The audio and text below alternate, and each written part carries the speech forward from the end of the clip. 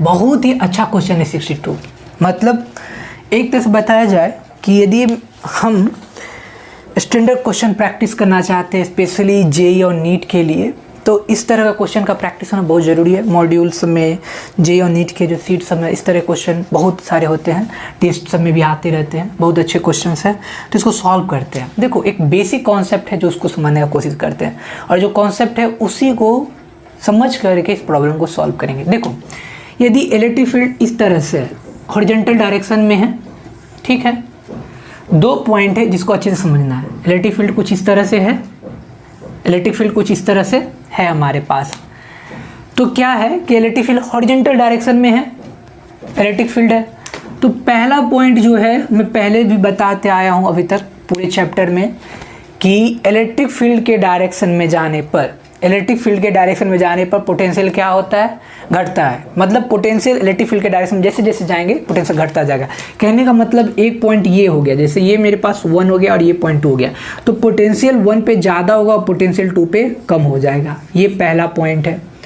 दूसरा पॉइंट समझो, दूसरा पॉइंट ये है कि यदि मैं ये मेरे पास इलेक्ट्रिक फील्ड है अभी भी हॉरिजॉन्टल ही डायरेक्शन में, ठीक है, इलेक्ट्रिक फील्ड क्या है हॉरिजॉन्टल डायरेक्शन में अभी भी, ठीक है, हॉरिजॉन्टल डायरेक्शन में है।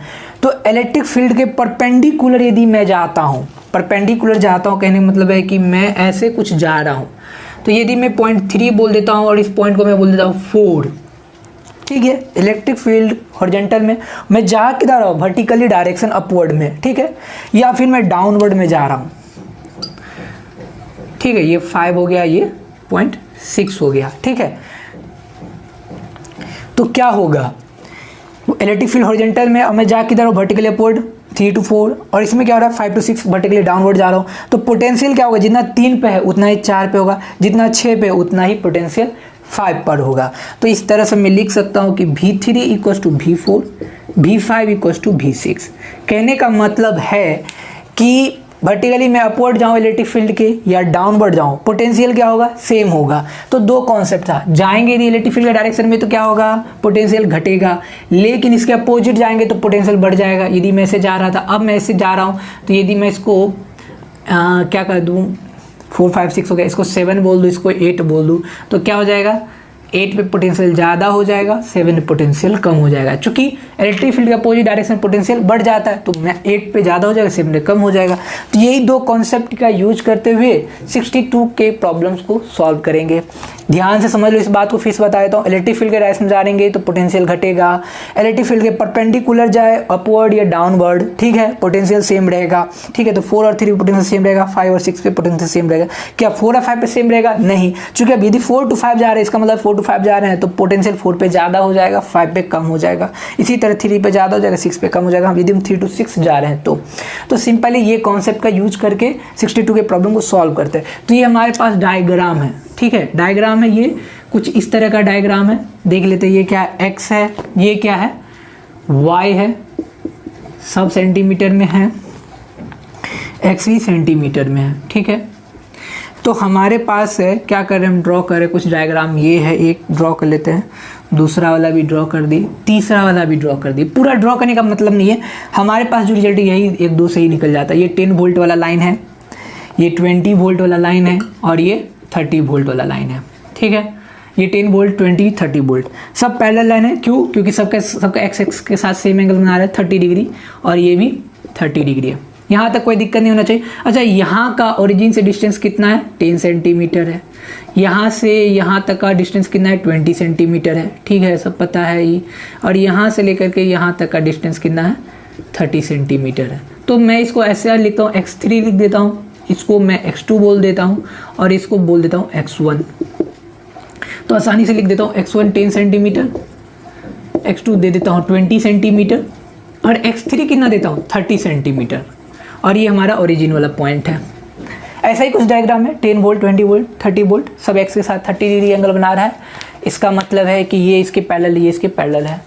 ये वाला पॉइंट x1 है, ये x2 x3 है, और सबका कोऑर्डिनेट 10 सेंटीमीटर 20 30 सेंटीमीटर लिख दिया हूँ। यहाँ तक कोई दिक्कत नहीं होना चाहिए। 62 का एक सोल्यूशन है, बना रहे हैं, प्रॉब्लम सॉल्व कर रहे हैं। तो अब क्या होता है, अब हमें दे रखा है some equipotential surface are shown in figure, equipotential surface है, ये पूरा इस पूरे लाइन पे 10 वोल्ट है, इस पूरे लाइन पे कितना है 20 वोल्ट, इस पूरे लाइन पे कितना 30 वोल्ट है। मतलब इस लाइन के लॉन्ग सेम वोल्टेज है, इसके लाइन के लॉन्ग सेम वोल्टेज है, इसके लॉन्ग सेम वोल्टेज है। लेकिन दोनों सेम है क्या? नहीं, एक ज़्यादा एक कम है, सॉरी ये ज़्यादा ये कम है, फिर ये ज़्यादा ये कम है। तो ये पूरा इक्विपोटेंशियल सरफेस का मतलब ऐसा सरफेस जहाँ पे सेम वोल्टेज हो, यहाँ पर भी सेम वोल्टेज, यहाँ पर भी जाओ सेम वोल्टेज, यहाँ पर सेम वोल्टेज इस लाइन के लिए, यहाँ पर भी सेम वोल्टेज, इस लाइन के लिए यहाँ पर वोल्टेज जो रहेगा वही यहाँ पर भी वोल्टेज रहेगा, और सब सॉरी वो यहाँ पर भी कितना रहेगा 30 वोल्ट रहेगा। तो ये 10 वोल्ट हल हो जाएगा, ये 20 और ये 30 वोल्ट रहेगा। ठीक है, इसमें कोई दिक्कत नहीं होना चाहिए। ठीक है, तो ये 10 वोल्ट 20 वोल्ट और 30 वोल्ट हो गया। अब क्या करते हैं, जो कॉन्सेप्ट हम सीखे हैं उसी का यूज करते हैं। वो कॉन्सेप्ट अभी सीखे थे कि इलेक्ट्रिक फील्ड के परपेंडिकुलर जा रहे हैं तो पोटेंशियल सेम है, तो इस तरह से मैं बोल सकता हूँ कि एक पोटेंशियल सरफेस लाइन हो जाएगा, ये भी पोटेंशियल लाइन हो जाएगा। ठीक है, तो इसका मतलब है, लेकिन क्या ये इन दोनों का पोटेंशियल सेम होगा क्या? नहीं। तो यही तो केस है कि इसके लॉन्ग सेम पोटेंशियल है, इसके long same potential, but in दोनों का पोटेंशियल सेम नहीं है। ऐसा ही कुछ है, इन दोनों का पोटेंशियल सेम नहीं है बट इसके लॉन्ग पूरा सेम है, इसके लॉन्ग भी सेम है। तो कहने का मतलब है कि इसके परपेंडिकुलर जाने पर इलेक्ट्रिक फील्ड हमको मिलता है। ये जो पोटेंशियल वाला लाइन इसके परपेंडिकुलर जा रहे हैं तो इलेक्ट्रिक फील्ड, इस वाले लाइन के परपेंडिकुलर जा रहे हैं तो हमको इलेक्ट्रिक फील्ड मिल रहा है। उसी तरह यहाँ पे ये जो लाइन है इसके परपेंडिकुलर जाएंगे तो हमको इलेक्ट्रिक फील्ड मिलेगा। ठीक है, ये दोनों के बीच का जो मतलब हम बता सकते हैं डिफरेंस, तो वो कुछ इस तरह लिख सकते हैं कि 5 - 4 ये मैं लिख सकता हूँ minus E vector dot D R vector. ठीक है, यदि मैं इसको डी आर वेक्टर बोल दूँ तो ठीक है, ये चीज़ ऑलरेडी कॉन्सेप्ट समझ में आता है।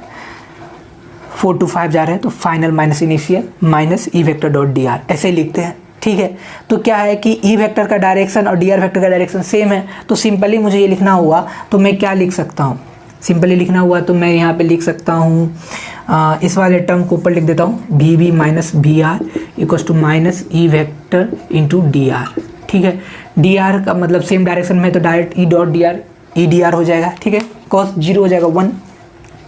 तो कहने का मतलब ये है कि 4 to 5 जा रहे हैं, 4 to 5 जा रहे हैं तो पोटेंशियल क्या हो रहा है, घट रहा है। लेकिन हमको ये समझ में आ रहा है कि जो इक्विपोटेंशियल वाला लाइन है उसके परपेंडिकुलर ही इलेक्ट्रिक फील्ड मिलेगा। तो उसी तरह ये 10 वोल्ट वाला लाइन है, ये 20 वोल्ट है, इसके परपेंडिकुलर ही मुझे इलेक्ट्रिक फील्ड मिलेगा। तो वो क्या हो जाएगा कि इलेक्ट्रिक फील्ड इसके परपेंडिकुलर वाले लाइन के अलोंग मिलेगा। तो इसका परपेंडिकुलर वाला लाइन कुछ इस तरह का होगा। ठीक है, जो तीनों पैरेलल लाइंस पर परपेंडिकुलर, यहाँ पर भी 90 डिग्री हो जाएगा, ये भी यहाँ पर 90 डिग्री होगा, यहाँ पर भी 90 डिग्री हो जाएगा। ठीक है, इस वाला जो पोटेंशियल वाला लाइन है इसके परपेंडिकुलर हमको इलेक्ट्रिक फील्ड वाला लाइन मिलेगा। मतलब इसी लाइन के लॉन्ग मिलेगा, मैं इसको थोड़ा पीछे भी बढ़ा देता हूँ, इसी वाले लाइन के लॉन्ग हमको इलेक्ट्रिक फील्ड मिलेगा। क्योंकि हमको पहले पता है पोटेंशियल जो वाला लाइन है उसके परपेंडिकुलर इलेक्ट्रिक फील्ड होता है। यहाँ पर भी देखो इसके ये इसका इक्विपोटेंशियल लाइन है, इसके परपेंडिकुलर इलेक्ट्रिक फील्ड है, ये इसका इक्विपोटेंशियल लाइन है, इसके परपेंडिकुलर इलेक्ट्रिक फील्ड है। तो ये हमको पता चल गया। अब डायरेक्शन पता नहीं है, या तो इलेक्ट्रिक फील्ड नीचे की तरफ होगा या तो ऊपर की तरफ होगा, तो आसानी से समझ सकते हैं। इस डायरेक्शन में जाने पर क्या हो रहा है, पोटेंशियल बढ़ रहा है, तो इसका मतलब है कि इलेक्ट्रिक फील्ड इसके अपोजिट डायरेक्शन में होगा। ठीक है, इलेक्ट्रिक पोटेंशियल क्या हो रहा है, इस डायरेक्शन जाने पर पोटेंशियल बढ़ रहा है तो इलेक्ट्रिक फील्ड क्या हो जाएगा, ऊपर की तरफ हो जाएगा। ठीक है, पोटेंशियल इधर बढ़ रहा है, इसका मतलब इलेक्ट्रिक फील्ड इधर तो नहीं होगा, ऊपर की तरफ होगा, तभी तो इलेक्ट्रिक फील्ड के अपोजिट जाएंगे तो पोटेंशियल बढ़ेगा। तो हमको तो इसका डायरेक्शन भी पता चल गया है अब कि ई जो है ऊपर की तरफ है, इलेक्ट्रिक पोटेंशियल लाइन के परपेंडिकुलर लाइन के अलोंग है इस तरह से। ठीक है, और उसका डायरेक्शन किधर है, ऊपर की तरफ है। क्यों, इधर जाने पर पोटेंशियल बढ़ रहा है तो इसका मतलब इलेक्ट्रिक फील्ड इधर की तरफ होगा। ठीक है, अब हमको ये डिस्टेंस पता चल जाए तो हमारा काम हो जाएगा। अच्छा, ये वाला है तो ये भी, पर यहाँ पर मैं क्या करता हूँ परपेंडिकुलर, एक मिनट, मैं क्या कर रहा हूँ कि इस तरह का पैरेलल लाइन ड्रॉ कर सकता हूँ। ये यहाँ पर था तो मैं क्या करता हूँ, यहाँ से भी एक तरह से मतलब इलेक्ट्रिक फील्ड के पैरेलल लाइन से एक तरह का मैं ड्रॉ कर सकता हूँ। तो ये मैं यहाँ से एक ड्रॉ करना चाहता हूँ कुछ इस तरह का, ये इस पर 90 डिग्री हो, ये भी तो इलेक्ट्रिक फील्ड ही लाइन होगा। ये दोनों पैरेलल है, एक तरह से देखा जाए तो ये दोनों पैरेलल लाइन है। ठीक है, एक तरह से देखा जाए तो ये दोनों पैरेलल लाइन है। ठीक है, थोड़ा डायग्राम अच्छा नहीं बना है लेकिन ये दोनों पैरेलल लाइन है, क्योंकि ये भी वाला लाइन इस वाले लाइन के परपेंडिकुलर है, ये भी वाला लाइन इसके परपेंडिकुलर है, तो ये भी इस पर परपेंडिकुलर हो जाएगा क्योंकि पैरेलल लाइन है। ये सब ये दोनों पैरेलल लाइन है, इसी तरह ये दोनों पैरेलल लाइन है, ये भी दोनों पैरेलल लाइन है। तो मैं क्या करता हूँ, मुझे ये डिस्टेंस पता चल जाए तो मेरा काम हो जाएगा। तो मैं ये वाला फॉर्मूला यूज कर सकता हूँ। पोटेंशियल जो है, ये वी आर क्यों कर दिया, 4 था ना, 4 to 5 जा रहे तो क्या लेते हैं, V5 minus V4 equal to minus EDR। ठीक है, इसी तरह मैं यहाँ पे लिख सकता हूँ कि यदि मैं इसको क्या लिख दूँ, P लिख दूँ, इसको क्या लिख दूँ, Q लिख दूँ। तो यदि मुझे इलेक्ट्रिक फील्ड पता करना है तो VP कितना है, 10 वोल्ट है इस पॉइंट पे, EQ इस पॉइंट पे है, तो VQ कितना हो जाएगा, VQ कितना हो जाएगा 20 वोल्ट। ठीक है, और ये मुझे डिस्टेंस पता चल जाए PQ का तो मेरा काम हो जाएगा। अच्छा गौर से देखो तो कुछ हो रहा है यहाँ पे, ये 90 डिग्री है तो ये भी कितना हो जाएगा, 90 डिग्री हो जाएगा। तो अब देखो मैं इस वाले ट्राइंगल को कुछ इस तरह से बनाता हूँ। ये वाला जो ट्राइंगल है, ध्यान से देखो, ये वाला ट्राइंगल को मैं कुछ इस तरह से ड्रॉ कर रहा हूँ। ये वाला ट्राइंगल ये रहा, ये 90 डिग्री और ये रहा। अच्छा हाइपोटेनियस को पहले पहचानो, ये 90 डिग्री है तो सामने वाला साइड हाइपोटेनियस, तो ये हाइपोटेनियस हो गया। अच्छा ये सामने वाला साइड कितना है, x1 है P पॉइंट 10 सेंटीमीटर, x2 कितना है 20 सेंटीमीटर। तो इन दोनों के बीच का डिस्टेंस कितना होगा, 10 है ये 20 है, तो इन दोनों का डिस्टेंस कितना हो जाएगा 10 सेंटीमीटर। चलो एक काम तो हो गया। अच्छा ये कितना है, ये 90 डिग्री है, ऊपर ये ऊपर ये भी 90 डिग्री हो जाएगा, ये पूरा का पूरा एंगल 90 डिग्री है, तो ऊपर 30 है तो ये वाला एंगल कितना हो जाएगा 60 डिग्री। तो ये वाला एंगल 60 डिग्री होगा जो हाइपोटेनियस के साथ है। ठीक है, तो ये मैं बोल सकता हूँ PQ वाला ये वाला लाइन है, ठीक है 10 सेंटीमीटर, तो ये PQ लाइन है। ठीक है, P और Q है, और ऊपर में P के साथ एंगल कितना बन रहा है, ये पूरा एंगल ऊपर में कितना है 30 डिग्री है, तो ये पूरा एंगल कितना हो जाएगा 60 डिग्री, तो ये हो जाएगा 60 डिग्री, तो ये हो जाएगा 30 डिग्री। ठीक है, पूरा ट्रायंगल का एंगल 180 डिग्री है। देखो यहाँ तक कोई दिक्कत नहीं होना चाहिए, PQ है तो ये PQ कर दिए, 90 डिग्री है 90 डिग्री है। ये वाला लाइन जो है, ये वाला इसके परपेंडिकुलर है, तो ये 30 डिग्री है तो ये पूरा 60 डिग्री हो जाएगा, तो ये 60 डिग्री, ये 30 डिग्री। ये वाला डिस्टेंस कितना हाइपोटेनियस का 10 सेंटीमीटर, 10 सेंटीमीटर। हमको तो PQ डिस्टेंस पता करना है ना, तब तो हो गया। साइन थीटा लगा देता हूँ, तो साइन 30 बराबर क्या लिखूंगा मैं, परपेंडिकुलर है PQ, और बेस की हाइपोटेनियस कितना है, परपेंडिकुलर बाय हाइपोटेनियस, तो ये हो जाएगा 10 सेंटीमीटर। तो PQ बराबर में क्या लिख सकता हूँ, PQ बराबर में लिख सकता हूँ कि 10 साइन 30 डिग्री, ये हो जाएगा 10 साइन 30 डिग्री कितना था 1/2, तो ये हो जाएगा 5 सेंटीमीटर। इसका मतलब है कि इन दोनों के बीच का परपेंडिकुलर डिस्टेंस कितना है 5 सेंटीमीटर है। ठीक है, इन दोनों के बीच का परपेंडिकुलर डिस्टेंस PQ के बीच का डिस्टेंस कितना है 5 सेंटीमीटर है। ठीक है, इसमें कोई दिक्कत नहीं होना चाहिए, PQ के बीच का डिस्टेंस 5 सेंटीमीटर आ गया। अब क्या है, पता चल गया इन दोनों के बीच का पोटेंशियल क्या हो रहा है, 10 से 20 तक जा रहा है तो बढ़ रहा है। ठीक है, डायरेक्शन पता चली गया है, तो मैं क्या निकालना हूँ, डायरेक्ट मुझे निकालना है E, तो मैं क्या करूँगा इसी तरह लगा दूंगा। ठीक है, माइनस का सिंबल तो केवल और केवल इस बात के लिए कि डायरेक्शन के लिए होता है और कुछ नहीं होता है। तो मैं क्या कर रहा हूँ, मुझे डेल्टा V लिखना है, तो delta V potential difference equals to E और DR लिख दूंगा, DR का मतलब PQ डिस्टेंस लिख दूंगा। ठीक है, अभी पूछो माइनस क्यों नहीं लगाया मैं, तो माइनस इसलिए नहीं लगाया क्योंकि हमको तो इलेक्ट्रिक फील्ड का मैग्नीट्यूड पता करना है। मैग्नीट्यूड पता चल जाएगा यहाँ से, डायरेक्शन पता है ही। ठीक है, वोल्ट इलेक्ट्रिक पोटेंशियल थोड़े है कि मैं मतलब माइनस साइन लगाऊंगा, पोटेंशियल तो पॉजिटिव नेगेटिव दोनों होता है। इलेक्ट्रिक फील्ड का तो ये बात है, वो तो मैग्नीट्यूड और डायरेक्शन देखता है। तो यहाँ पे हम क्या करेंगे, डेल्टा V का मतलब पोटेंशियल डिफरेंस VQ। ठीक है, डेल्टा V का मतलब क्या होगा, VQ माइनस VP है, तो ये कितना हो जाएगा 10 वोल्ट हो जाएगा। तो इस तरह से हमको पता चल गया डेल्टा V कितना है 10 वोल्ट है। E इलेक्ट्रिक फील्ड का मैग्नीट्यूड है, PQ डिस्टेंस पता चल गया, PQ डिस्टेंस कितना है 5 आया। तो इस तरह से E कितना हो जाएगा 2, अच्छा सेंटीमीटर में है ना ये 5 सेंटीमीटर, तो इसको मीटर में कन्वर्ट कर देते हैं ना, तो 100 से डिवाइड करना पड़ेगा। तो इस तरह से E कितना हो गया, तो ये 1000 और 5 से लगेगा तो कट जाएगा, तो ये 200 न्यूटन पर कूलम हो जाएगा। तो इलेक्ट्रिक फील्ड का मैग्नीट्यूड कितना हो जाएगा 200 हो जाएगा। ये 100 ये 10 है तो 1000, और 1000 को 5 से डिवाइड करेंगे तो 200 न्यूटन पर कूलम हो जाएगा। मुझे लग रहा है कि एक बार आंसर मिला लेना चाहिए। 62 का आंसर क्या है, 62 का आंसर है 2 वोल्ट पर मीटर। 2 वोल्ट पर मीटर वही इलेक्ट्रिक फील्ड का यूनिट ही है या न्यूटन पर कूलम है। तो इस तरह से हमारा इलेक्ट्रिक फील्ड का मैग्नीट्यूड पता चल गया। डायरेक्शन क्या है, तो डायरेक्शन क्या है, ये जो पोटेंशियल लाइन है 10 वोल्ट का, ये 20 वोल्ट का, उसके परपेंडिकुलर है ऊपर की तरफ। चूंकि पोटेंशियल बढ़ रहा है इधर, तो इसका मतलब इलेक्ट्रिक फील्ड इधर होना चाहिए। ठीक है, इधर जाने पोटेंशियल बढ़ रहा है, इसका मतलब इलेक्ट्रिक फील्ड इधर होना चाहिए, और इक्विपोटेंशियल लाइन के परपेंडिकुलर होता है। तो इस तरह से ये एंगल 30 डिग्री हो गया। तो मुझे ये एंगल पूछा जाए तो मैं क्या बताऊंगा, ध्यान से देखो, तो ये भी तो 90 डिग्री है, तो ये 30 90 कितना हो जाएगा 120 डिग्री। तो इलेक्ट्रिक फील्ड का डायरेक्शन क्या हो जाएगा, इलेक्ट्रिक फील्ड का direction making 120 degree angle with x axis.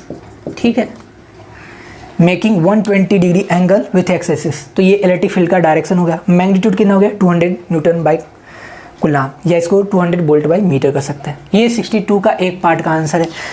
इसमें एक और चीज़ है जो मैं देखना चाहता हूँ कि वो क्या डायरेक्शन में क्या दिया है। तो 120 एंगल विथ एक्स एक्सिस, ठीक है, तो 120। तो ये इसका पहला पार्ट का आंसर था। बहुत कॉन्सेप्चुअल क्वेश्चन था, इन्हीं दो कॉन्सेप्टों का यूज करके मैं यहाँ तक इसको सॉल्व किया हूँ। ये डिस्टेंस पता करना इंपॉर्टेंट था। पोटेंशियल डिफरेंस निकाल देंगे तो मैग्नीट्यूड पता चल गया। डायरेक्शन कैसे निकालेंगे, तो इधर पोटेंशियल बढ़ रहा है, इधर क्या होगा इलेक्ट्रिक फील्ड का डायरेक्शन होना चाहिए। चूँकि पोटेंशियल बढ़ रहा है, इसका मतलब electric field direction opposite direction में होगा, और इसका परपेंडिकुलर होगा, क्योंकि इक्विपोटेंशियल लाइन के परपेंडिकुलर होता है इलेक्ट्रिक फील्ड। ठीक है, तो वो इसके परपेंडिकुलर हो गया। तो ये पूरा एंगल 30, तो ये पूरा एंगल कितना हो जाएगा 90 + 30, मतलब इलेक्ट्रिक फील्ड लाइन क्या होता है इक्विपोटेंशियल परपेंडिकुलर, तो ये हो जाएगा 90 + 30, तो 120 डिग्री। तो इस तरह से ये 62 का पहला पार्ट सॉल्व हो गया। अब हम दूसरा पार्ट सॉल्व करते हैं, इसलिए हम क्या करेंगे, फिर से बोर्ड को पूरा क्लीन करेंगे, इसी कॉन्सेप्ट का यूज करेंगे। तो मैं इतना पार्ट को क्या करता हूँ, हटा देता हूँ। ठीक है, तो हटा देता हूँ। क्वेश्चन नंबर 62 का बी पार्ट सॉल्व करते हैं। ठीक है, ठीक है, ए पार्ट सॉल्व किए थे, काफ़ी बड़ा था, थोड़ा वीडियो लंबा भी हो गया था, लेकिन इस तरह से सॉल्व किए थे कि कॉन्सेप्ट पूरा अच्छे ढंग से समझ में आ चुका होगा। बहुत डिटेल में एक एक स्टेप को लेकर के इलेक्ट्रिक फील्ड का हम मैग्नीट्यूड निकाले, इलेक्ट्रिक फील्ड का हम डायरेक्शन निकाले। ठीक है, अब बी पार्ट को सॉल्व करते हैं। बी पार्ट में क्या है कि जो electric field line, sorry equipotential जो लाइन्स है सरफेस है कुछ इस फॉर्म में है। ठीक है, तो ये डिस्टेंस कितना है 10 सेंटीमीटर है। ठीक है, ये डिस्टेंस कितना है 20 सेंटीमीटर है। ये डिस्टेंस कितना है 30 सेंटीमीटर है।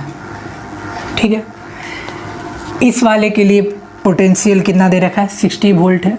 इस वाले लाइन के लिए पोटेंशियल दे रखा है 30 वोल्ट है। इस वाले के लिए 20 वोल्ट है।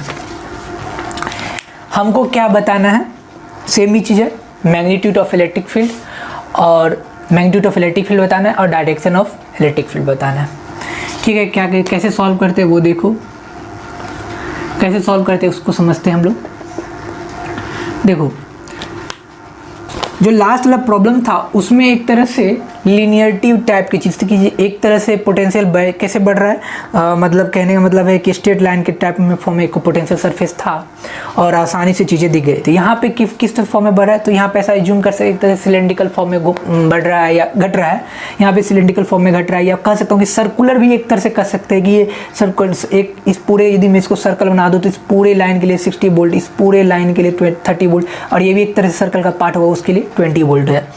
ठीक है, तो मुझे यहाँ पे इलेक्ट्रिक फील्ड और क्या बताना है, और उसका डायरेक्शन, किसका डायरेक्शन बताना है, इलेक्ट्रिक फील्ड का डायरेक्शन और इलेक्ट्रिक फील्ड का मैग्नीट्यूड। बहुत आसानी से बता सकते हैं। देखो कैसे बता रहे, ये वाला लाइन, ये वाला जो पॉइंट एक तरह से सेंटर है। ठीक है, तो इसे 10 सेंटीमीटर के लिए 60 वोल्ट है पूरे लाइन का, ये पूरे का कितना है 30 वोल्ट है, और इस पूरे का कितना है 20 वोल्ट है। तो इस तरह के प्रॉब्लम को सॉल्व करने के लिए क्या करते हैं, एक कॉन्सेप्ट है जिसको बहुत अच्छे से समझ सकते हैं कि कैसे सॉल्व करना है। तो देखो, हमको पॉइंट चार्ज के लिए पता है कि r डिस्टेंस पर कोई q चार्ज हो, सॉरी q चार्ज है, उसके r डिस्टेंस के लिए पोटेंशियल क्या लिखता हूँ मैं, v = kq/r, यही लिखता हूँ मैं पोटेंशियल। इससे r1 डिस्टेंस के लिए क्या लिखूंगा, इसी तरह का मैं लिखूंगा, ये लिखूंगा v2 बराबर, यदि मैं इसको v1 ले तो ये kq/r2 बोल दो, इसको r1 बोल दो, इसको r2 बोल दो। ठीक है, तो एक तरह से पॉइंट चार्ज के लिए r1 डिस्टेंस के लिए पोटेंशियल हो जाएगा kq/r1, r2 डिस्टेंस के लिए क्या बन जाएगा kq/r2, कुछ कंपेयर दिख रहा है। ये R1 डिस्टेंस के लिए पूरा एक तरह से सेम पोटेंशियल वाला लाइन है, जैसे ये बन रहा है, एक सर्कल का छोटा सा ही तो पार्ट है, इसको चाहो तो कंप्लीट कर सकते हैं। तो ये पूरे लाइन के लॉन्ग क्या है, सेम पोटेंशियल है। लाइन एक तरह से मतलब एक तरह से जो क्या कहते हैं, जो ये हमारे पास इक्व पोटेंशियल है वो एक तरह से सर्कुलर का ही कुछ पार्ट है, ये भी एक सर्कल का ही कुछ पार्ट है, ये भी एक तरह से सर्कल का पार्ट है। तो मैं इसको इस तरह समझ सकता हूँ कि पूरे से सर्कल का हर एक पॉइंट के लिए सेम पोटेंशियल है। इसी तरह इस R2 के लिए हर एक पॉइंट पे पोटेंशियल सेम है, इसी तरह ये भी एक सर्कल का ही पार्ट है। तो मैं इसको KQ/R1 KQ/R2 लिख सकता हूँ। R1 डिस्टेंस के लिए अलग पोटेंशियल, R2 डिस्टेंस के लिए अलग पोटेंशियल। ऐसा ही कुछ यहाँ पर भी हो रहा है। तो मैं क्या करूँ, मैं 60 वोल्ट लिख लेता हूँ 10 सेंटीमीटर के लिए। तो मैं लिख रहा हूँ, ऐसे लिख रहा हूँ कुछ, तो पोटेंशियल कितना है, 60 है, ठीक है। K हो गया, Q तो सेम ही रहेगा, चेंज क्या हो रहा है, R1, तो ये कितना है 10 सेंटीमीटर, तो इसको 10 की पावर -1, ठीक है। ये V1 के लिए लिख दिए, V2 के लिए लिख दिए, ये V3 के लिए लिख दिए। इसी तरह मैं V2 के लिए भी लिख सकता हूँ 30 KQ। अब डिस्टेंस कितना है 20 सेंटीमीटर, तो इसको मीटर में कन्वर्ट कर देते हैं, 10 की पावर -2 करेंगे ना मीटर में कन्वर्ट करने के लिए। तो KQ बराबर क्या मिल गया, KQ बराबर मिल गया 60 × 10 -2, तो ये हो जाएगा 6। यहाँ पर भी 600 × 10 -2, ये हो जाएगा KQ/6। तो इस तरह से KQ का वैल्यू तुमको पता चल गया, कितना हो गया, 6 हो गया, KQ का वैल्यू 6 हो गया। तो कहने का मतलब है कि ये एक तरह से सर्कल का ही छोटा सा पार्ट है, ये भी सर्कल का ही छोटा सा पार्ट है, ये भी सर्कल का पार्ट है, और ये पूरा का पूरा इक्विपोटेंशियल है, ये का पूरा ये इक्विपोटेंशियल सरफेस है, ये भी इक्विपोटेंशियल सरफेस है, और इक्विपोटेंशियल सरफेस के परपेंडिकुलर ही तो इलेक्ट्रिक फील्ड मिलता है। इक्विपोटेंशियल सरफेस के परपेंडिकुलर ही तो इलेक्ट्रिक फील्ड मिलता है। ये भी इसके परपेंडिकुलर वाला लाइन होगा इलेक्ट्रिक फील्ड का, ये भी इसके परपेंडिकुलर वाला लाइन होगा इलेक्ट्रिक फील्ड के लिए। तो ये भी इलेक्ट्रिक फील्ड होगा, ये भी इलेक्ट्रिक फील्ड ही होगा। ये डायरेक्शन कुछ बाहर की तरफ जा रहा है, तो मुझे KQ बराबर KQ बराबर 6 मिल गया। यहाँ पर भी KQ बराबर क्या मिल गया, 6 मिल गया। इसका मतलब है कि किसी पॉइंट चार्ज के कारण ये सारा का सारा जनरेट किया गया होगा इक्विपोटेंशियल सरफेस 60 वोल्ट का, ये 30 वोल्ट का, 20 वोल्ट का। क्लियरली समझ में आ रहा है। और इसी तरह मैं पॉइंट चार्ज के कारण इलेक्ट्रिक फील्ड क्या लिखूंगा, E1 बराबर लिखूंगा KQ/R1 का स्क्वायर, KQ/E2 बराबर लिख सकता हूँ KQ/R2 का स्क्वायर, ठीक है। इस तरह से मैं लिख सकता हूँ। तो मैं क्या लिखूँ, KQ का वैल्यू तो 6 पता है, KQ वैल्यू 6 है, लेकिन R1 लिख दूंगा R1 स्क्वायर, तो इसका मतलब मैं इस पॉइंट पे इलेक्ट्रिक फील्ड बता रहा हूँ। R2 बोल दूंगा तो इस पॉइंट पे इलेक्ट्रिक फील्ड बता रहा हूँ, R3 बोल दूंगा तो इस पॉइंट पे। लेकिन मुझे तो R का एक जनरल फॉर्म बताना है, तो जनरल फॉर्म में क्या लिखूंगा, इलेक्ट्रिक फील्ड E बराबर लिखूंगा KQ/R स्क्वायर, और KQ का वैल्यू पता है कितना है, 6 है, तो ये 6R स्क्वायर। और इलेक्ट्रिक फील्ड का डायमेंशन क्या होता है, न्यूटन पर कूलम 2 या फिर वोल्ट पर मीटर 2, बात बराबर है। तो इस तरह से ये समझ में आया कि ये को पोटेंशियल सरफेस जो जनरेट किया गया था वो एक तरह से पॉइंट चार्ज के थ्रू जनरेट किया गया है, ठीक है। क्लियरली पता चला। यदि मैं एक पॉइंट चार्ज मान लूँ और ये पूरे को लिखो क्या, V1 बराबर KQ/R1, यदि मैं इसका कंप्लीट सर्कल फॉर्म बना दिया इस तरह का यहाँ पर, तो यहाँ 60 वोल्ट लिख दिया, डिस्टेंस 10 सेंटीमीटर पे, 30 वोल्ट 20 सेंटीमीटर पे, तो मल्टीप्लाई करने पर KQ/6 आ गया। ये दोनों वैल्यू सेम आ गया। इसका मतलब साफ पता चल गया कि ये जो पोटेंशियल सरफेस यहाँ पे बना है वो सभी एक तरह से एक पॉइंट चार्ज के थ्रू ही बना होगा। और पॉइंट चार्ज के लिए मैं पोटेंशियल इस पॉइंट पे लिख सकता हूँ, R की जगह R1 डाल दूंगा, इस पॉइंट के लिए R2 डाल दूंगा, और इस पॉइंट R3। लेकिन मेरा इंटरेस्ट R1 R2 R3 पे नहीं, मेरा इंटरेस्ट है कि जनरली क्या होगा। तो जनरली E बराबर हो जाए 6/R स्क्वायर, किसी भी डिस्टेंस पर मैं निकाल सकता हूँ। इलेक्ट्रिक फील्ड क्या है, बाहर की तरफ है, इसका मतलब एक तरह से कोई पॉजिटिव चार्ज हो सकता है। तो 62 का जो B पार्ट का आंसर ये हो गया। आंसर एक बार मिला लेते हैं, आंसर क्या है, 6/R स्क्वायर है। तो ये हमारा आंसर है। वोल्ट पर मीटर कोई दिक्कत, न्यूटन पर कूलम एक ही बात है, दोनों ही इलेक्ट्रिक फील्ड का यूनिट है। तो ये 62 का B पार्ट का आंसर है। देखो अलग अलग तरह का प्रॉब्लम था तो अलग अलग तरीके सॉल्व किए। उस तरह के प्रॉब्लम्स को हमको तो समझना पड़ेगा कि क्या क्वेश्चन में दे रखा है, और क्वेश्चन में यदि इलेक्ट्रिक फील्ड निकाल रहा है तो कैसे निकाल, कॉन्सेप्ट तो सेम ही रहेगा कि परपेंडिकुलर इलेक्ट्रिक फील्ड एग्जिस्ट करेगा, क्या चेंज कैसे कैसे चेंज हो रहा है उसको ऑब्जर्व करके हमको निकालना पड़ेगा। तो ये पॉइंट चार्ज के थ्रू हम इसको सॉल्व कर दिए आसानी से। तो जिस तरह का डिस्ट्रीब्यूशन रहेगा क्वेश्चन में पोटेंशियल का, तो उस तरह से सोचना पड़ेगा। यहाँ पे अलग फॉर्म में था, 62 का A पार्ट में अलग फॉर्म में था, ठीक है। तो कहीं भी दिक्कत हो तो वीडियो को पॉज करके समझ सकते हो, या कैलकुलेशन देखना हो और फिर से समझना हो तो रिवर्स करके चेक कर सकते हो, ठीक है। तो 62 का ए और बी पार्ट कंप्लीट हो चुका है। अब मैं 63 प्रॉब्लम सॉल्व करता हूँ।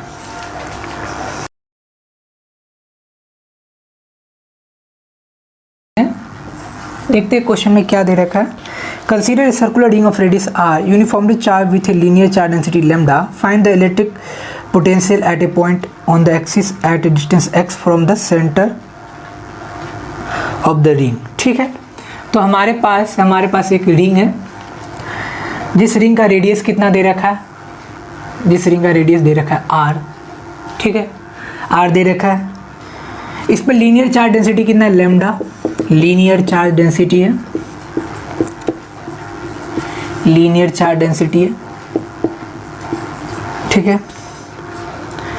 Find the electric potential at a point on the axis at a distance x from the centre of the ring. ये इसका एक्सिस है जो सेंटर से पास कर रहा है, ये इसका क्या है, एक्सिस वाला लाइन है जो सेंटर से पास कर रहा है, और इसके एक्सिस सेंटर से x डिस्टेंस पर, एक्सिस पर ही कोई पॉइंट है जिसको मैं P बोल देता हूँ, ठीक है।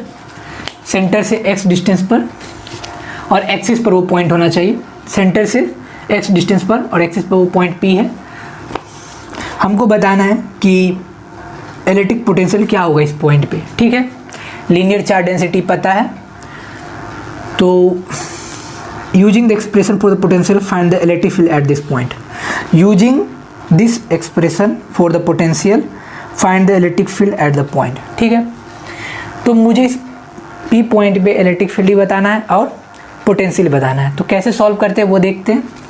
इस तरह क्वेश्चन सॉल्व कर चुके हैं ऑलमोस्ट, कहाँ पे सॉल्व किए थे हम, कोई लीनियर चार्ज डेंसिटी वाला क्वेश्चन था 39 में या इसी के अराउंड कहीं पे सॉल्व किए थे, जिसमें भी हमको मैक्सिमम फोर्स पता करना था R/√2 करके।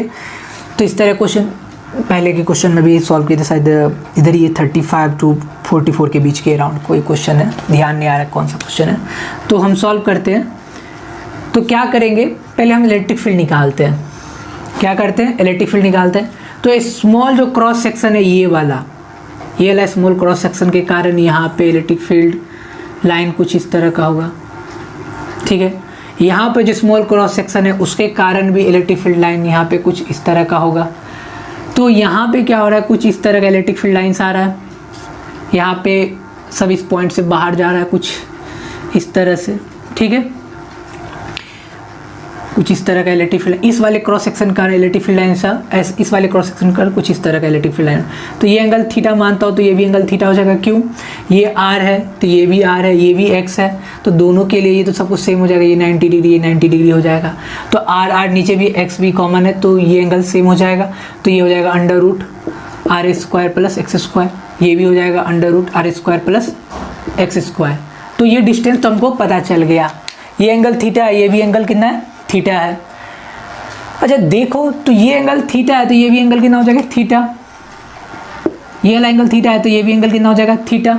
तो इस तरह से क्या हो रहा है कि सभी पॉइंट, छोटे से जो क्रॉस सेक्शन होगा, छोटा सा जो स्मॉल एलिमेंट होगा, उस सब का कॉस थीटा वाला कंपोनेंट ही मेरे काम का है। देखो ये वाला जो है इस वेक्टर का एक कंपोनेंट कॉस थीटा इधर आएगा, इसका इस पर कंपोनेंट कॉस थीटा इधर आएगा, लेकिन इसका साइन थीटा क्या होगा, इसके परपेंडिकुलर ऊपर चला जाएगा, इसका साइन थीटा इसके परपेंडिकुलर डाउनवर्ड आ जाएगा। तो इसका मतलब इस पूरे रिंग के कारण जो स्मॉल एलिमेंट है उसका कॉस थीटा वाला पार्ट हमारे काम का है, साइन थीटा वाला पार्ट एक दूसरे को हमेशा बैलेंस करेगा। तो इस तरह से मुझे ई नेट निकालना है तो मुझे ये करना होगा integration of D cos theta, ठीक है। ये जो स्मॉल एलिमेंट है इसके कारण इलेक्ट्रिक फील्ड डी होगा, इसके कारण भी इलेक्ट्रिक फील्ड डी होगा, ठीक है। ये डी क्यू बोल देता हूँ, डी क्यू चार्ज के कारण जो इलेक्ट्रिक फील्ड होगा डी क्यू चार्ज के कारण जो इलेक्ट्रिक फील्ड होगा वो डी होगा।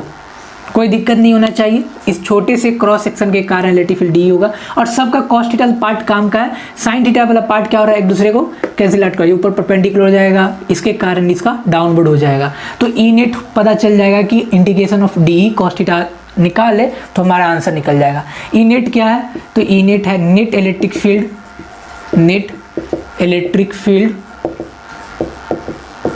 At the point P, net electric field at the point P। कोई दिक्कत नहीं है, ई नेट निकालना है तो मैं सबसे पहले डी ई निकालता हूँ। डी क्या होता है, जो छोटे से सेगमेंट के कारण यहाँ पे इलेक्ट्रिक फील्ड होगा, क्या होगा, के डी क्यू, छोटा सा चार्ज कितना है डी क्यू, और इसे डिस्टेंस कितना है नीचे कितना होता है आर स्क्वायर या जो भी डी स्क्वायर का हो, तो ये डिस्टेंस कितना है R square plus X square है, इसका स्क्वायर कर देंगे तो हो जाएगा R square plus X square, या इसी को मैं ऐसे भी लिख दूँ, ये डी स्क्वायर बोल देता हूँ। ये डिस्टेंस यहाँ से यहाँ तक का डिस्टेंस डी है, तो मैं इसको क्या लिखूँगा, के डी क्यू, डी स्क्वायर की जगह लिख दूंगा R square plus X square. तो इस तरह से इस छोटे से डी क्यू के कारण जो इलेक्ट्रिक फील्ड डी है, या इस डी क्यू कारण डी है, या इस डी क्यू कारण डी है, उसका मैंने वैल्यू निकाल लिया, के D Q R square plus X square. ठीक है, के डी क्यू बाई ये हो गया, सबका कंपोनेंट कॉस थीटा ही काम आ रहा है, तो इंटीग्रेशन ऑफ सबका कंपोनेंट जो है डी कॉस थीटा को इंटीग्रेट कर देंगे तो ई नेट निकल जाएगा।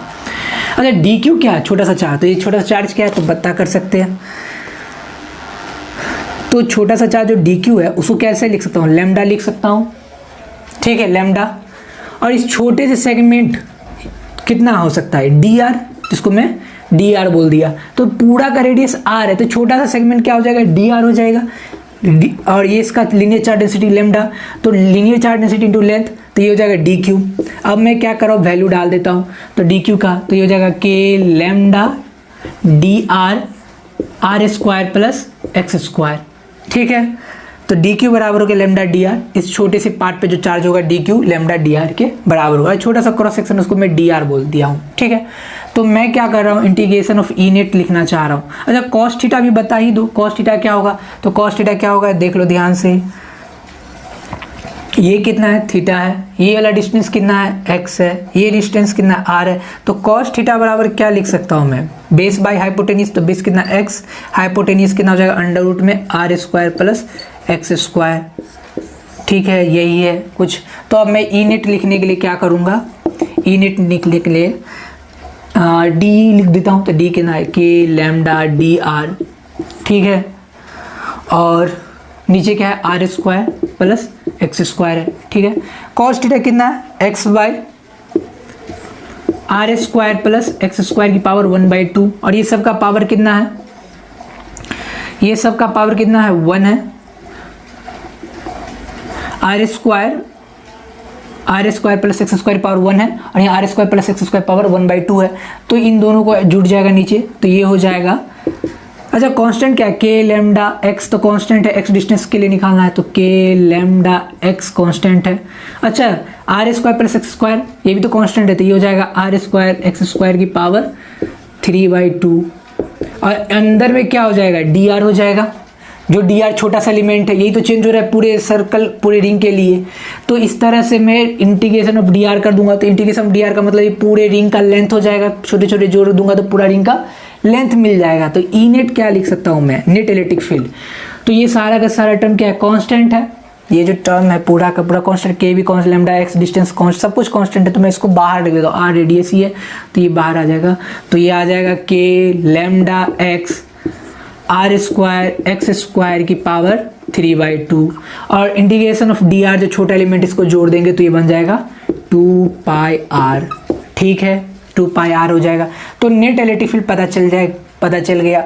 अच्छा के की जगह के ही रहने दो। अच्छा के को कन्वर्ट कर सकते हैं क्या, तो के को कन्वर्ट करेंगे तो 1/4 पाई एप्सिलॉन नॉट लिख लो, लैम्डा लिख लो, और ये एक्स भी लिख लो, और यहाँ पे 2 पाई आर भी लिख लेते हैं। ठीक है, और ये नीचे क्या है आर स्क्वायर एक्स स्क्वायर की पावर 3/2, तो यहाँ पे क्या है 2 पाई 4 पाई एप्सिलॉन नॉट से कटेगा तो 2 है। तो नीचे ई नेट में लिख सकता हूँ आसान भाषा में, क्या लिख सकता हूँ, ऊपर में लैम्डा है, एक्स भी है और आर भी है। ठीक है, नीचे क्या आ जाएगा 2 epsilon naught R square X square की पावर 3/2 हो जाएगा।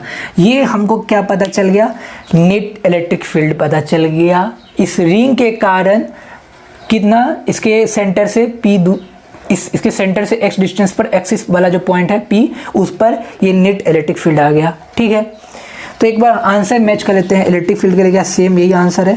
तो 63 के लिए आंसर है lambda X R lambda X, ठीक है, 2 epsilon naught R square X square की पावर 3/2। ये तो इलेक्ट्रिक फील्ड आ गया। अब हम क्या करेंगे, पोटेंशियल निकालेंगे। तो जो इलेक्ट्रिक फील्ड का रिजल्ट आया है, जो रिजल्ट आया है, इसी का यूज करके हम पी पॉइंट पे पोटेंशियल निकालेंगे। ये तो ई नेट क्या है, पी पॉइंट पे इलेक्ट्रिक फील्ड है। अब इसी का यूज करके क्या करेंगे, पोटेंशियल निकालेंगे। तो यहाँ तक हम जो रिजल्ट पहुँचे हैं, यहाँ तक इसी का यूज करेंगे। तो इतना तक पार्ट में कहीं दिक्कत नहीं होना चाहिए, पूरा स्टेप बाय स्टेप सॉल्व किए हैं। और कहीं दिक्कत तो वीडियो पॉज करके कैलकुलेशन समझ सकते हो और रिवर्स जा करके देख सकते हो कि कौन सा स्टेप कैसे आया है, ठीक है। तो ई नेट निकाल दिए, अब हम पोटेंशियल निकालेंगे पी पॉइंट पे इसी रिजल्ट का यूज करके। तो हम क्या करें, बोर्ड के कुछ पार्ट को क्लीन कर देते हैं और इस रिजल्ट का यूज करेंगे, ठीक है। तो अब इसको मैं यहाँ लिख देता हूँ, ये जो रिजल्ट है मैं इसको यहाँ लिख देता हूँ। तो ई नेट बराबर क्या लिख सकता हूँ, लेमडा एक्स आर, और ये क्या है 2 epsilon naught, 2 epsilon naught, 2 epsilon naught R square X square की पावर 3/2। तब ये वाली चीज़ को मैं मिटा सकता हूँ, ठीक है। तो क्या करते, इसको और अच्छा से जगह ले लेते हैं, ठीक है। देखो ये तो पी पॉइंट पे नेट इलेक्ट्रिक फील्ड निकाले, अब पी पॉइंट पे पोटेंशियल निकालने, पोटेंशियल निकालने का जो फॉर्मूला होता है वो समझो। पोटेंशियल निकालना हमको पी पॉइंट पे, तो मैं लिखूंगा V P minus B infinitive, V P minus B infinitive minus of E net in dot D R vector, ठीक है, डॉट डी आर वैक्टर, ठीक है। अच्छा हम क्या कर रहे हैं, जो पी पॉइंट पे मुझे पोटेंशियल निकालना है, हम क्या कर रहे हैं, इन्फिनिटिव को रेफरेंस माने, हम मान रहे हैं इन्फिनिटिव को रेफरेंस, और पी पॉइंट को हम आर डिस्टेंस पर बोल रहे हैं, ठीक है। अच्छा ये डिस्टेंस कितना, एक्स डिस्टेंस पर है, तो एक्स डिस्टेंस पर है, ठीक है।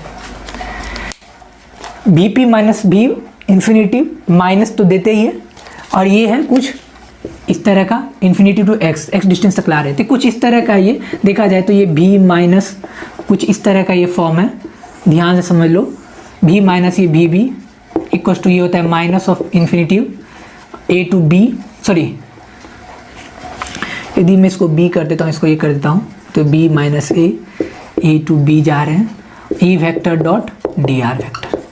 देखो इस तरह का ये जो स्टेटमेंट मैं अभी लिख रहा हूँ, ये स्टेटमेंट जो लिख रहा हूँ, इस तरह का स्टेटमेंट मैं पहले ही भी कई सारे क्वेश्चन में लिख चुका हूँ, जैसे 56, 58, 59, 30 के लिए, सॉरी 60 के लिए, 56, 58, 59, 60 के लिए सेम चीज़ लिख चुका हूँ ये चीज़, ठीक है।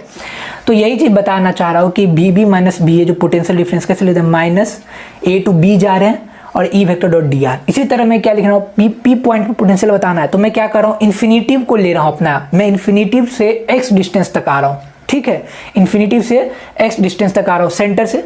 तो सेंटर वाले पॉइंट से पहले इन्फिनिटिव पे था, अब वो सेंटर वाले पॉइंट से एक्स डिस्टेंस तक आता हूँ, ठीक है। तो पहले इन्फिनिटिव था तो इसलिए इन्फिनिटिव, और एक्स डिस्टेंस तक आ रहा होता है एक्स डिस्टेंस, तो हमारा बी वाला पॉइंट है वो एक्स है, पी पॉइंट पे हमको पोटेंशियल बताना है, ए वाला पॉइंट इन्फिनिटिव तो इन्फिनिटिव लिख दिए, ठीक है। अच्छा ये बात समझो, इस पूरे रिंग के कारण जो इलेक्ट्रिक फील्ड होगा वो सब केवल और केवल ई कॉस थीटा है, डी कॉस थीटा है, वो केवल और केवल एक्स डायरेक्शन में जा रहा है। यदि मैं इस पूरे को एक्स बोल दूं और इसको मैं बोल दूं वाई, तो सब इस पूरे रिंग के कारण जो नेट इलेक्ट्रिक फील्ड होगा वो एक्स डायरेक्शन में है, पूरा का पूरा एक्स डायरेक्शन में है। तो इस तरह मैं इस स्टेप को लिखना चाहूँ, V P minus B infinitive minus लिखूंगा ई नेट लिख देता हूँ, ई नेट आई कैप में ही है, सब कुछ आई कैप में है, क्योंकि ये पूरे रिंग के कारण जो पी पॉइंट पे इलेक्ट्रिक फील्ड है सब एक्स डायरेक्शन में आई कैप में, तो इसको लिख सकता हूँ lambda X R 2 epsilon naught R square X square की पावर 3/2, और यहाँ डी आर की जगह मैं क्या लिख सकता हूँ, तो डी एक्स आई कैप, डी वाई जे कैप और डी जेड के कैप लिख सकता हूँ। और ये पूरा पूरा आई कैप में, तो आई कैप लगाना ही पड़ेगा, ये पूरा का पूरा किस में है, आई कैप में है, तो आई कैप लगा देता हूँ, और डॉट प्रोडक्ट तो डी एक्स के साथ हो जाएगा, बाकी सबके साथ तो जीरो दे देगा, डी वाई के लिए जीरो हो जाएगा, डी जेड के लिए भी जीरो हो जाएगा, क्योंकि I dot K zero, I dot J zero, I dot K zero हो जाएगा, ठीक है। तो V P minus B infinitive minus, और ये हो जाएगा lambda X R 2 epsilon naught R square X square की पावर 3/2, और ये केवल डी एक्स बचेगा, ठीक है। E vector dot D R vector, ठीक है, पूरा डी आर है, डी आर तो पोजीशन वेक्टर होता है। ये बेसिक कॉन्सेप्ट है, इसी का यूज करते हुए मैंने ये स्टेप पूरा लिखा था और इसी चीज़ को मैं समझाने के लिए, इस चीज़ को समझाने के लिए ये लिखा था। ये बेसिक कॉन्सेप्ट है, ठीक है। तो V P minus V infinity minus तो है ही। अब मुझे dx के साथ इसको पूरे को इंटीग्रेट करना है। तो वेरिएबल x है तो ये भी x ही है, तो इसको भी इंटीग्रेट करना पड़ेगा, x यहाँ पर भी है। तो क्या करता हूँ मैं, ये समझो, मैं क्या करता हूँ कि R square plus X square वाला जो टर्म है, R square plus X square वाले टर्म को मैं t मान लूँ, ठीक है, अभी के लिए। चूँकि यहाँ पे इंटीग्रेशन का पार्ट आ रहा है, पूरे 12th का चैप्टर जो मैथ का इंटीग्रेशन से ही भरा पड़ा है, बहुत सारा इंटीग्रेशन है, डिफिनेट इंडिफिनेट है, बहुत सारे क्वेश्चन प्रैक्टिस करते हैं। तो यहाँ पे इंटीग्रेशन वाला पार्ट में दिक्कत हो जाता है। तो इसके लिए समझते हैं क्या कि R square plus X square की power, sorry, R square plus X square को क्या मान लेता हूँ मैं, टी मान लेता हूँ। तो इसको मैं पार्शियल डिफ्रेंशिएट करूँगा एक्स के रिस्पेक्ट में, पार्शियल डिफ्रेंशिएट कर रहा हूँ। तो ये आर को, इस पूरे को मैं x के रिस्पेक्ट में, इस पूरे को t के रिस्पेक्ट में कर रहा हूँ, तो ये हो जाएगा 0। x के रिस्पेक्ट में पार्शियल डिफरेंस करूँगा तो ये हो जाएगा 2x dx, और इसका t के रिस्पेक्ट में होगा तो ये पार्शियल डिफरेंशिएशन या dx के फॉर्म में लिखूँ तो dt, कोई दिक्कत नहीं है। मैं इस पूरे को dx और इसका dt के फॉर्म में, या फिर मैं इसको और चीज़ समझा देता हूँ कि मैं क्यों कर रहा हूँ ये चीज़। तो इसके लिए मैं पूरे को R square plus X square equal to T मान लिया, ठीक है, R square plus X square इसको टी मान लिया। और मेरे पास वेरिएबल क्या है, एक्स वेरिएबल है, और यहाँ इस एक्स वेरिएबल है तो टी भी क्या हो जाएगा, वेरिएबल बन जाएगा।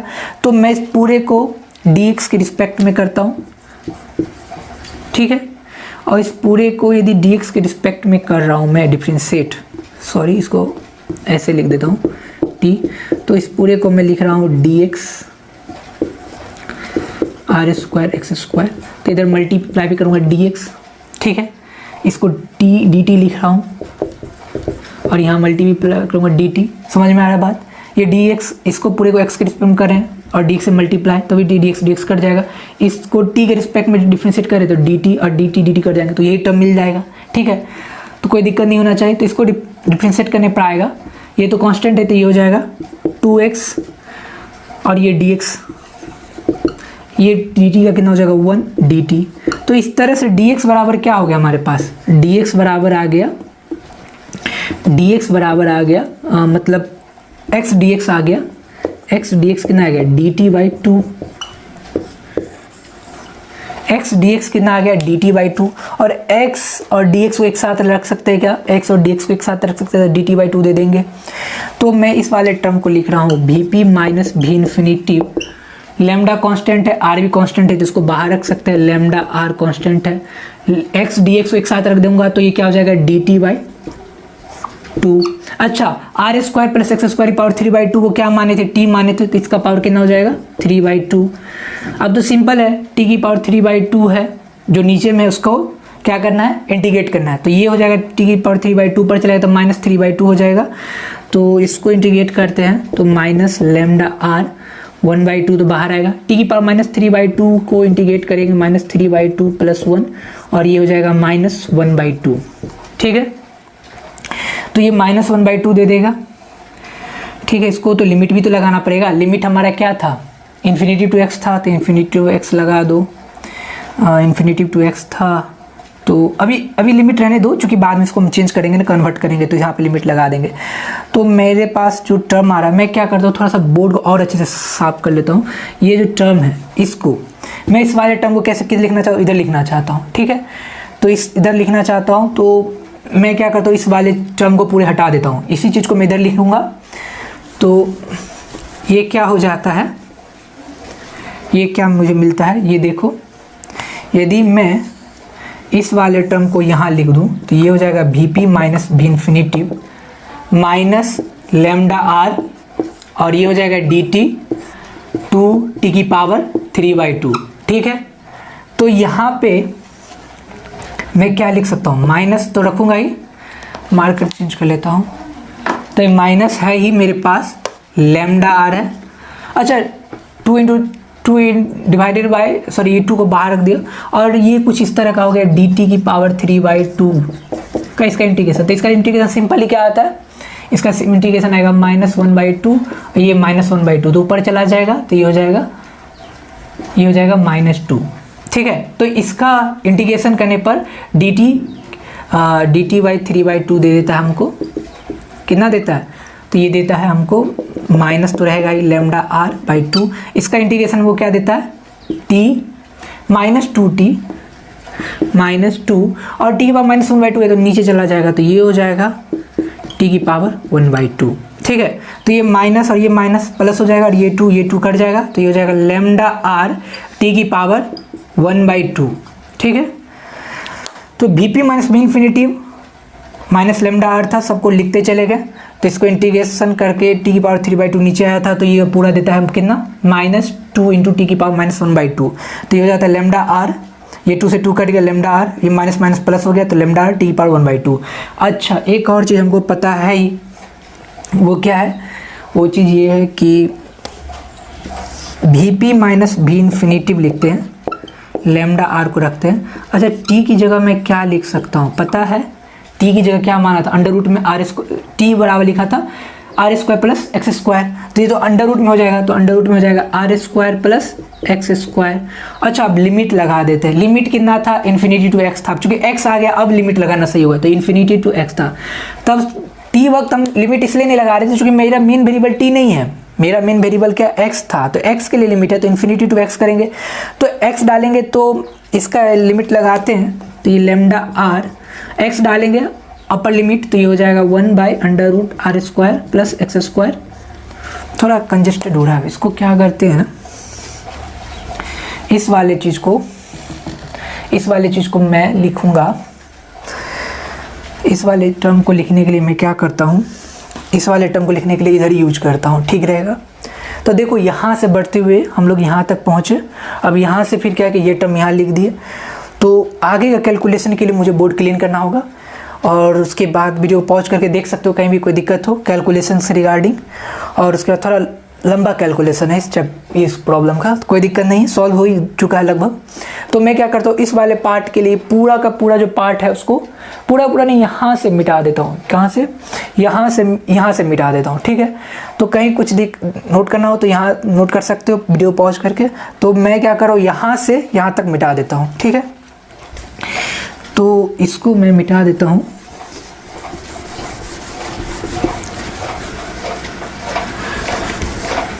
ठीक है।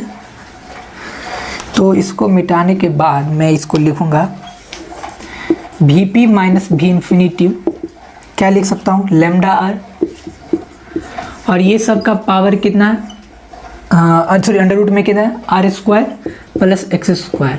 अब लिमिट कितना है, इन्फिनिटी टू x है, इन्फिनिटी टू x है, तो पहले क्या करेंगे, अपर लिमिट डालेंगे, तो ये हो जाएगा अंडर रूट में r square plus X square, ऐसा ही कुछ रहेगा, और लोअर लिमिट डालेंगे तो ये क्या हो जाएगा, देखो r स्क्वायर प्लस इन्फिनिटिव का स्क्वायर, तो ये इन्फिनिटिव नीचे आ गया तो सबको इन्फिनिटी बना देगा, और इन्फिनिटी 1/इन्फिनिटिव कितना हो जाएगा 0, तो ये हो जाएगा लेमडा r बराबर हो जाएगा अंडर रूट में r square plus X square और -0, ठीक है, 1/इन्फिनिटिव 0 हो जाता है। अच्छा Vp माइनस इन्फिनिटिव था, ये सब कुछ आया था, v इन्फिनिटिव है क्या, पोटेंशियल एट इन्फिनिटी पोजिशन, और पोटेंशियल क्या करते हैं, इन्फिनिटी पे हम कितना मान लेते हैं 0, ठीक है। v इन्फिनिटिव पर पोटेंशियल कितना माना जाता है 0 एज्यूम किया जाता है, तो इस तरह से Vp बराबर में क्या लिख सकता हूँ 0 minus lambda r divided by r square plus X square. तो Vp बराबर सिंपली क्या हो जाएगा, potential lambda r square plus X square की पावर 1/2। तो P पॉइंट पे जो पोटेंशियल आया है वो क्या है, lambda r divided by r square plus X square की पावर 1/2। तो इस तरह से P पॉइंट पे हम लोग पोटेंशियल निकाले, इलेक्ट्रिक फील्ड निकाल ही चुके थे, P पॉइंट पे पोटेंशियल निकाले थे। v इन्फिनिटिव मतलब इन्फिनिटी पे पोटेंशियल कितना होता है, तो 0 होता है, जूम कर लिए, तो इस तरह से पोटेंशियल हमारा इन्फिनिटिव एक तरह से रेफरेंस पॉइंट है, तो हम इस तरह से रेफरेंस पॉइंट का यूज करके P पॉइंट पे हम लोग पोटेंशियल निकाले। यदि मैं इन्फिनिटी पे 100 मान लूँ तो इसमें क्या होगा, ये -100 हो जाएगा, तो इसमें +100 जोड़ना पड़ेगा। तो ये एक लंबा कैलकुलेशन से भरा क्वेश्चन था, 63 सॉल्व हो चुका है। अब आगे बढ़ते हैं 64, कहीं भी दिक्कत हो वीडियो पॉज करके समझ सकते हो कैलकुलेशन, और पीछे जा करके जो भी स्टेप्स छूटा हुआ उसको देख सकते हो रिवर्स जा करके। तो 63 कंप्लीट हो चुका है, 64 सॉल्व करते हैं, यही आंसर है 63 का। आगे बढ़ते 64 सॉल्व करना है।